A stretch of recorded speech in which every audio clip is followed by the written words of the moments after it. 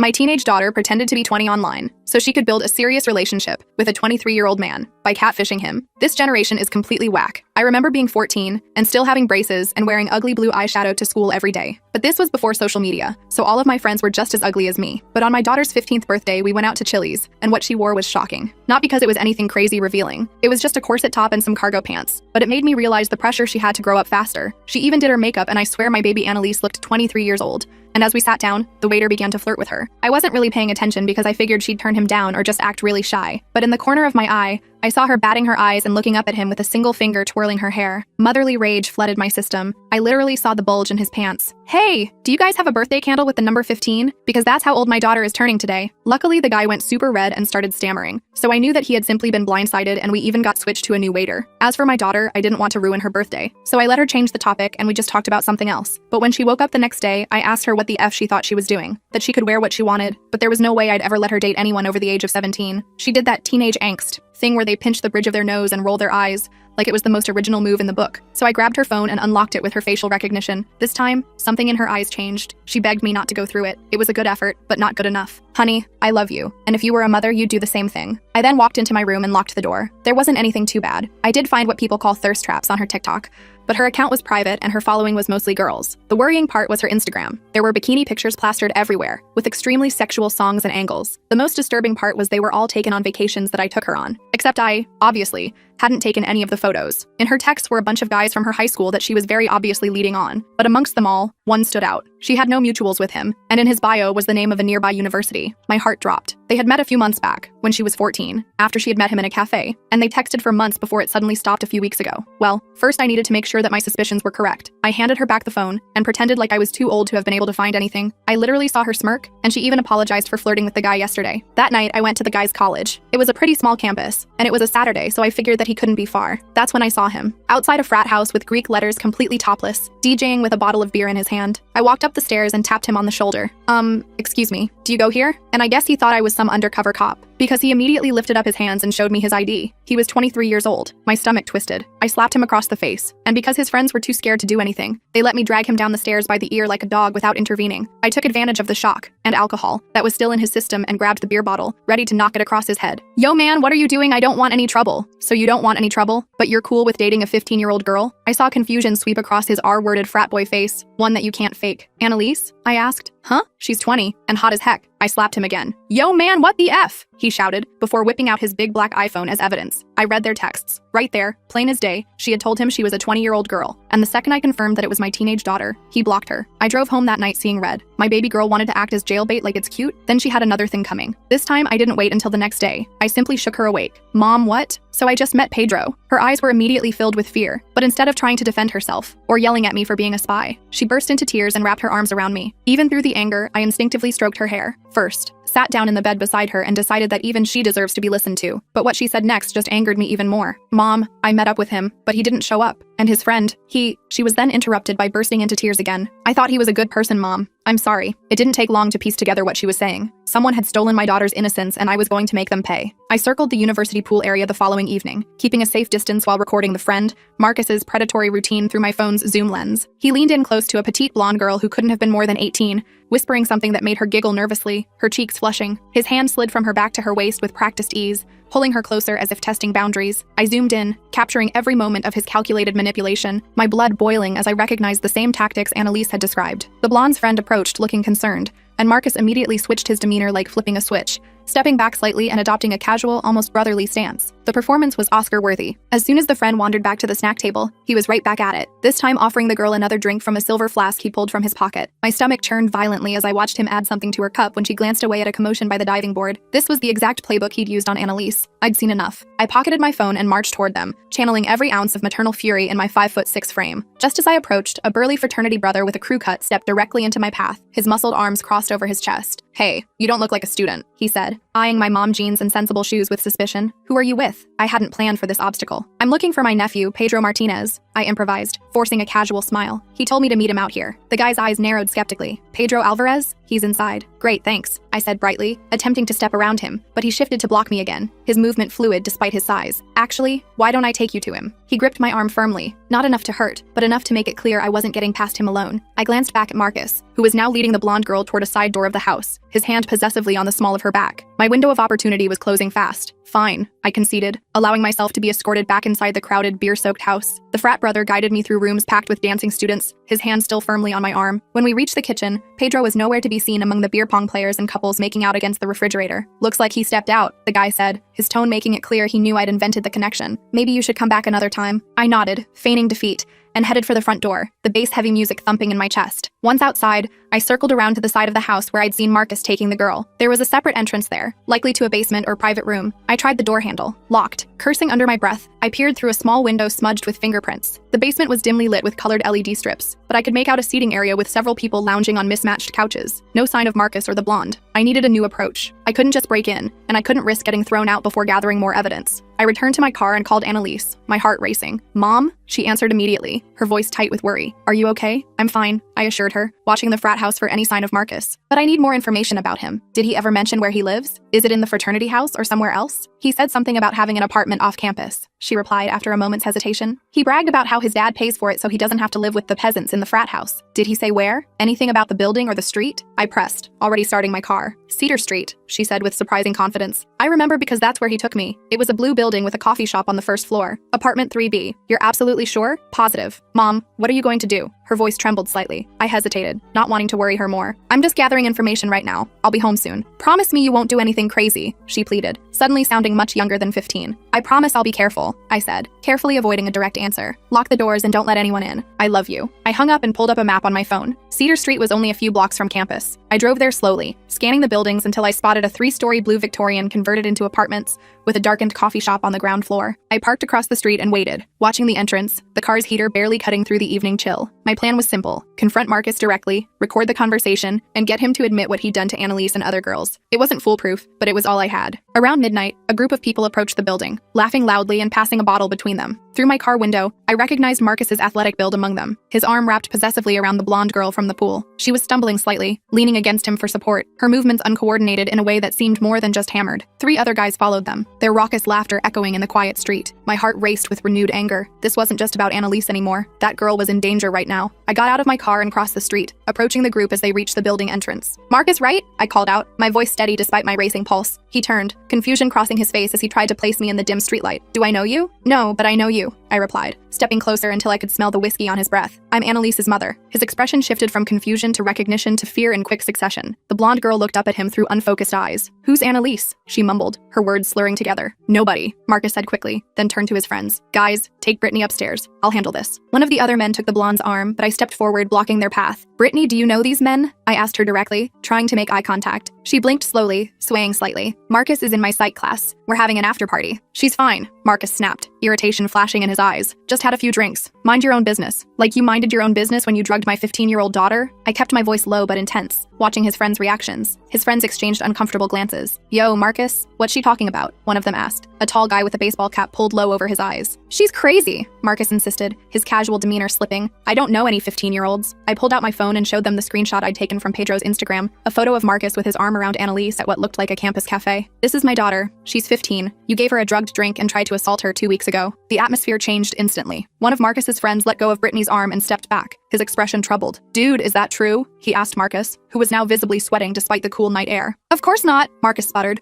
running a hand through his gelled hair. She came on to me. She said she was in college. So you admit you know her? I pressed, seizing on his mistake. Marcus realized his error too late. His friends were now looking at him with undisguised suspicion, creating distance between themselves and him. I think Brittany should come with me, I said, reaching for the girl's hand. I can call her a cab or drive her home. No way, Marcus said, grabbing Brittany's arm possessively, his fingers digging into her skin. She's with me. Actually, one of his friends interjected, the tallest one with kind eyes. Maybe we should all call it a night. He turned to Brittany. Where do you live? We can get you an Uber. Marcus's face contorted with anger. What the hell, Jason? You're taking her side? I'm not taking sides, Jason replied calmly. But if what she's saying is true, it's bullshit, Marcus shouted, his voice echoing down the empty street. Brittany flinched at his outburst, seeming to sober up slightly. "What's going on?" she asked, looking around in confusion, her mascara smudged beneath her eyes. I addressed her directly, keeping my voice gentle. "Brittany, I'm concerned that Marcus may have put something in your drink. It happened to my daughter, and I don't want it to happen to you." Her eyes widened. "What?" "She's lying," Marcus insisted, but his voice lacked conviction. "I saw him add something to your cup by the pool," I said. "I have it on video." That was stretching the truth. My video wasn't clear enough to definitively show him drugging her drink, but the bluff worked. Brittany pulled away from Marcus, stumbling toward Jason. "I want to go home," she said, her voice small and frightened. Marcus lunged forward suddenly, grabbing my phone from my hand. "Give me that! Delete that video!" I yanked back, but he was stronger. In the struggle, my phone fell to the concrete sidewalk with a sickening crack. Before I could retrieve it, Marcus stomped on it deliberately, shattering the screen under his expensive sneaker. "You psycho!" I shouted, pushing him back with both hands. He shoved me in return, harder than I expected,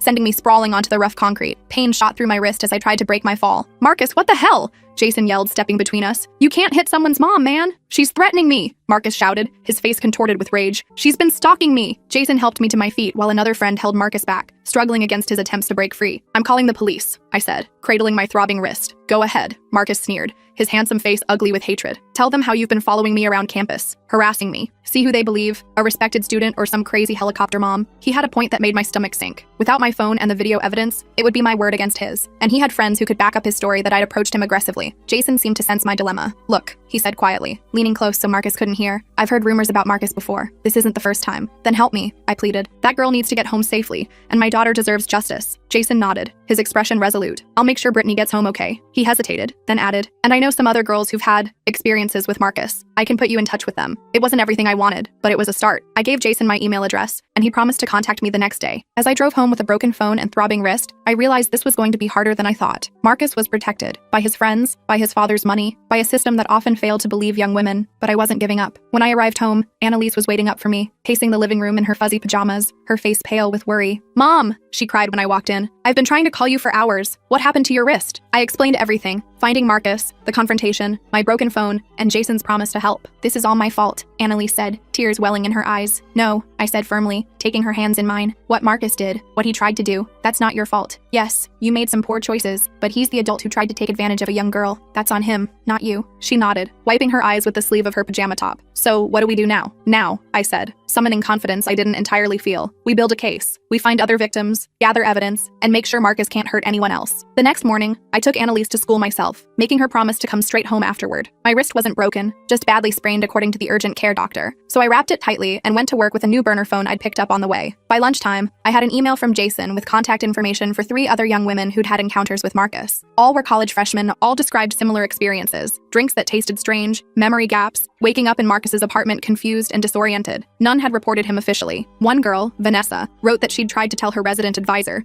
but was discouraged when she learned about Marcus's father's connections to the university board of trustees. Another, Talia, said she'd been too ashamed and blamed herself for drinking too much. I reached out to each of them, explaining who I was and why I was investigating Marcus. 2 responded almost immediately, agreeing to meet me that weekend at a coffee shop off campus. When I picked up Annalise from school that afternoon, she seemed different, quieter, more withdrawn, her usual animated chatter absent. "Everything okay?" I asked as we drove home through the autumn-tinged streets. She stared out the window, watching the scenery blur past. "Everyone at school knows something happened. Not the details, but they know I'm not allowed on social media anymore and that you took my phone. They're all talking about me." My heart sank. "I'm sorry, honey. Kids can be cruel." "It's not just that," she said, turning to face me with alarm in her eyes. "Chloe showed me messages from this college guy she's been talking to. Mom, I think it's Marcus." I nearly slammed on the brakes. "What? How would he know Chloe?" "He DMs random girls on Instagram. That's how he found me too." She looked down at her hands. "I didn't meet him at a cafe. I was too embarrassed to tell you the truth. He messaged me after I commented on one of Pedro's posts." She turned to me, her eyes filled with fear. What if he's targeting my friends to get back at me? This was escalating faster than I'd anticipated. Marcus wasn't just a predator. He was vindictive and calculating. "Show me the messages," I said, pulling into our driveway. When we got home, Annalise used my laptop to log into Chloe's Instagram account. Apparently the girls all shared passwords, something we'd need to discuss later. Sure enough, there were messages from a user named Marcus DJW Wright,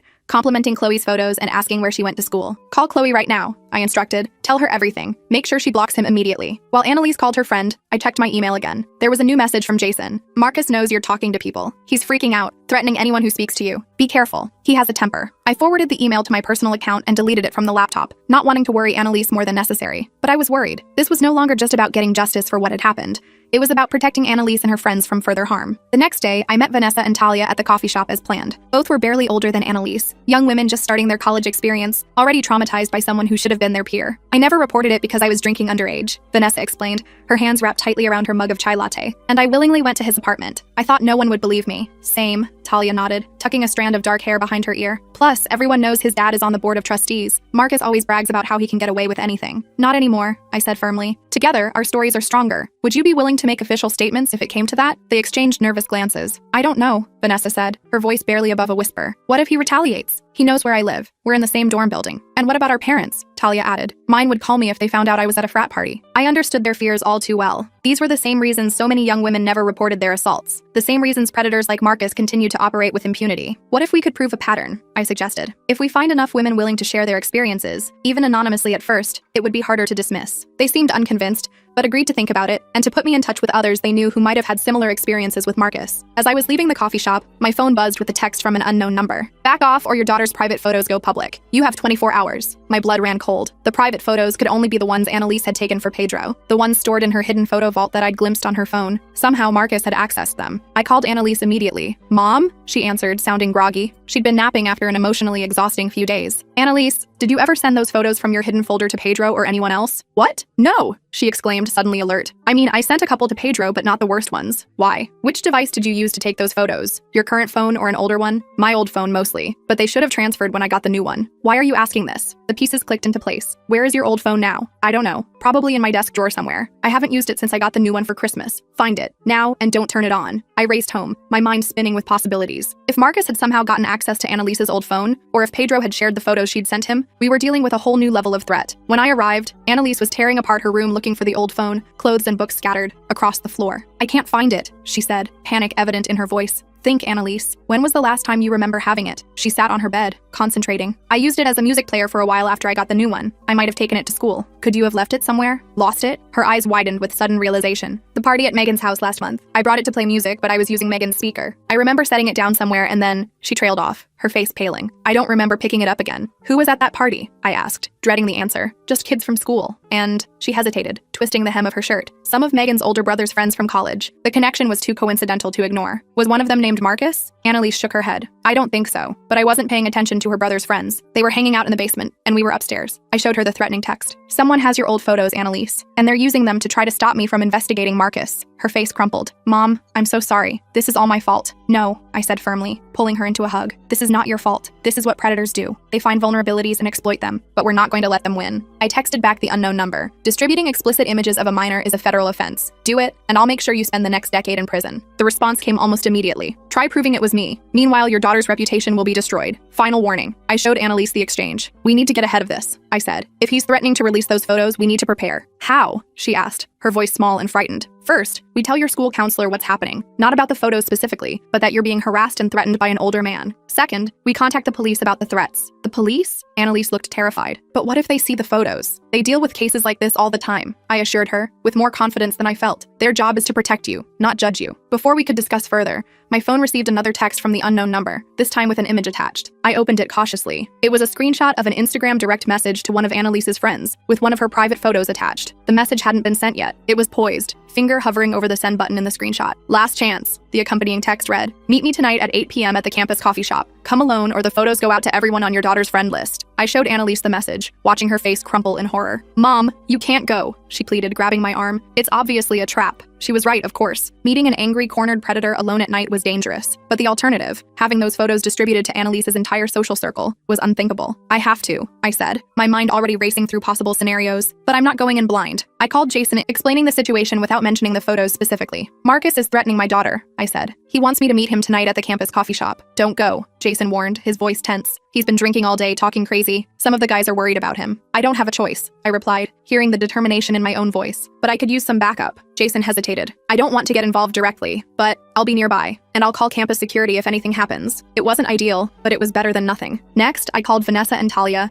asking if they'd be willing to be in the area as witnesses. They agreed, reluctantly. Finally, I prepared Annalise for the worst-case scenario. If those photos do get out, I told her, holding her shoulders gently, we'll face it together. It won't be easy, but it won't be the end of the world either. And we'll make sure everyone knows who's really responsible. She nodded, tears streaming down her face. I wish I could take it all back. The photos, the lies, everything. I know, honey. I hugged her tightly, breathing in the familiar scent of her strawberry shampoo. But we can't change the past. We can only deal with what's happening now. At 7:30 p.m., I drove to campus, my heart pounding against my ribs. I'd prepared as best I could. I had a new phone with recording capabilities. Vanessa and Talia would be at a table nearby, and Jason had promised to keep an eye on the situation from outside. I'd also left a sealed envelope with Annalise, containing printouts of all the evidence I'd gathered about Marcus, with instructions to take it to the police if I didn't return by 10 p.m. The campus coffee shop was busy with students studying for midterms, providing some security and numbers. I chose a table near the back, positioning myself so I could see the entrance but also had a clear path to the emergency exit if needed. At exactly 8 p.m., Marcus walked in. He looked terrible. Unshaven, bloodshot eyes, clothes rumpled as if he'd been wearing them for days. He spotted me immediately and made his way to my table, dropping into the chair across from me with casual arrogance. "You should have minded your own business," he said without preamble, his voice low and threatening. "My daughter is my business," I replied evenly, meeting his gaze. "And so are all the other girls you've drugged and assaulted." He leaned forward, the smell of whiskey heavy on his breath. "You have no proof of anything. It's your word against mine. And trust me, at this school, my word carries a lot more weight than yours. Is that why you're threatening to distribute child pornography? Because you're so confident in your position?" His eyes narrowed. "I never said anything about pornography. You have no proof I sent those texts." "I don't need proof," I said, keeping my voice steady despite my racing heart. "I just need people to start asking questions. And they already are, Marcus. Vanessa, Talia, Brittany, Jason, they're all talking. How many others are there? How long before one of them goes to the police?" I could see the calculation in his eyes, the realization that his carefully constructed world was beginning to crumble. "What do you want?" he finally asked, his voice barely audible over the coffee shop chatter. "I want you to leave my daughter alone, leave her friends alone, and get help before you hurt someone else." He laughed bitterly. "That's it? A slap on the wrist and a promise to be good?" "No," I said, meeting his gaze directly. "That's just the beginning. I also want you to tell me exactly what happened the day Annalise came to your apartment." His expression darkened. Nothing happened. "She showed up looking for Pedro. I gave her a drink. We talked. Then Pedro called her, freaked out about her age, and she left. End of story." "You drugged her drink," I pressed, watching his face for any reaction. "I didn't substance anyone," he snapped, too loudly. A few nearby students glanced our way. He lowered his voice. "Look, even if I did, which I'm not saying, nothing happened. She left. No harm, no foul. Intent matters, Marcus. You intended to assault my 15-year-old daughter. She said she was 20, he hissed, a vein pulsing in his forehead. "Everyone lies about their age. It's not my fault she looked older." I leaned forward. "Here's what's going to happen. You're going to delete any photos you have of my daughter. You're going to stay away from her and her friends. And you're going to get counseling for your issues with women." He snorted. "Or what? Or I go public with everything I know. I've already spoken to multiple women who've had similar experiences with you. I have screenshots of your threats, and I have a daughter who's willing to tell her story. No one will believe you," he said, but I could hear the uncertainty in his voice. "Maybe not at first," I conceded, "but once one person speaks up, others follow. How many victims do you have, Marcus? 5? 10? How many will it take before someone listens?" He stared at me for a long moment, then abruptly stood up. "This conversation is over." As he turned to leave, I called after him. "I meant what I said about those photos. Distribute them, and I'll make sure you face federal charges." He paused, his back stiffening, then continued walking without looking back. I watched him leave, my hands shaking under the table. I wasn't sure if I'd gotten through to him or just made things worse, but at least I'd stood my ground. Vanessa and Talia approached my table as soon as Marcus was gone. "Are you okay?" Talia asked. He looked really angry. "I'm fine," I assured them. "Did you record any of that?" Vanessa nodded, showing me her phone. "Got most of it." He basically admitted to drugging drinks, even if he tried to walk it back. It wasn't a full confession, but it was something. Another piece of evidence to add to our growing collection. Outside the coffee shop, Jason was waiting by my car. "That was intense," he said. "I was ready to call security when he stood up like that." "Thank you for being here," I said sincerely. "All of you. I know it wasn't easy." "What happens now?" Jason asked, his breath visible in the cool night air. I took a deep breath. "Now we wait and see if he backs down or escalates, and we keep building our case, finding more women who are willing to speak up." As I drove home, I felt a strange mix of fear and determination. Marcus was dangerous, cornered, and unpredictable, but he was also exposed now, his behavior under scrutiny for perhaps the first time. When I arrived home, Annalise was waiting anxiously by the window, her silhouette visible through the curtains. "Mom!" she cried, running to hug me. "What happened? Did he agree to delete the photos?" "Not exactly," I admitted, "but I think I scared him. And more importantly, we have allies now. Other women he's hurt who are willing to speak up." Annalise pulled back, her expression serious. "I want to speak up too. If he releases those photos,